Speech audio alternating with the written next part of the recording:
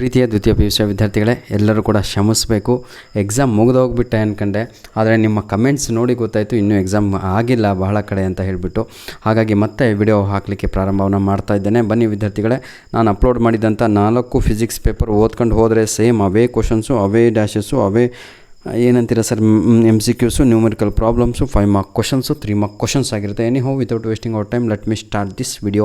ಈ ಒಂದು ಕ್ವಶನ್ ಪೇಪರನ್ನು ನಮಗೆ ಕಳಿಸಿಕೊಟ್ಟಂತಹ ಸ್ಟಾಲಿನ್ ಹಾಗೂ ಸಮರ್ಥ್ ಅವರಿಗೆ ಧನ್ಯವಾದಗಳು. ಈ ಒಂದು ಪ್ರಶ್ನೆ ಪತ್ರಿಕೆ ಮೈಸೂರು ಜಿಲ್ಲೆದಾಗಿರುತ್ತೆ. God bless you my dear. Physics ನಮ್ಮ ಸೈನ್ಸ್ ವಿದ್ಯಾರ್ಥಿಗಳಿಗೆ ಬನ್ನಿ ಈಗ ನಾವು ಆನ್ಸರ್ ನೋಡ್ತಾ ಹೋಗೋಣ. ಡೈರೆಕ್ಟಾಗಿ ಟಟ ಅಂತ ಆನ್ಸರ್ ಮಾಡಿಬಿಡೋಣ, ಆಯಿತಾ? ಲೇಟ್ ಮಾಡೋದು ಬೇಡ ಅಂತ. According to Coulomb's law the electrostatic force F, ಆಯಿತಾ, between 2 point charges separated by a distance ಏನ್ರಿ ಮತ್ತೇನಾದ್ರು ಇದೆಯಾ, distance r varies as dash ಅಂತ ಇದೆ. Question number 2 right answer is option C ಆಗಿ ಇರುತ್ತದೆ, option C. Question number 2 my dear children, an electric dipole is placed in a uniform electric field when is its potential energy maximum dash ಅಂತ ಇದೆ. Question number 2 right answer is option D, theta is equal to 180 degree. Question number 3. The electric current per unit area of cross section of a conductor is defined as dash.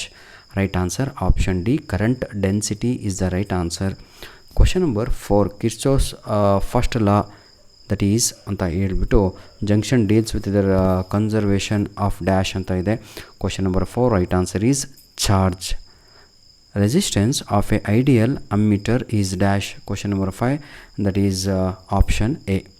Question number 6. Which of the following relation represents Ampere circuit law anta ide.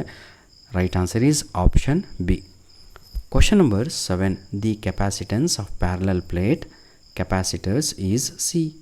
If a dielectric constant phi is introduced between the plate, the new capacitance is dash. 5C ಅಂತ ಇದೆ ಅಲ್ವಾ, ಅದು ಸರಿಯಾದ ಉತ್ತರ.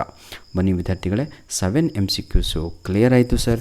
ಈಗ ನಾವು fill in the blanks ನೋಡೋಣ.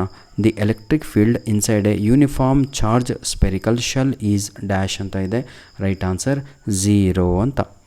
Polar molecules have permanent dash, that is dipole moment. Question number 10. To infinity long straight conductors carrying currents in the same direction dash each other attract each other ಅಂತ. ಏನು sir ಹೇಳ್ಬಿಟ್ರಲ್ಲ, ಅಯ್ಯೋ ದೇವ್ರೆ, ಇರೋ 3 ಡ್ಯಾಶಿಗೆ 3 option ಕೊಟ್ಟಿದ್ದಾರೆ, 2 correct ತುಂಬ್ಕೊಂಡ್ರೆ ಉಳಿದಿದ್ದು ಅದು 3ನೇದು. ಇದು ನೋಡಿ ಸರ್ ಎಷ್ಟು ಈಸಿ ಇದೆ. ಆನ್ಸರ್ ಏನಿದು NE2 ಅಂತ ಇದೆ. Mention NE2 properties of electric field lines ಅಂತ. ಓದಲಿಲ್ಲ ಅಂದರೂ ಬರಿಬೋದು, ನೆನ್ಪಿಟ್ಕೊಳ್ಳಿ ಮಕ್ಕಳೇ.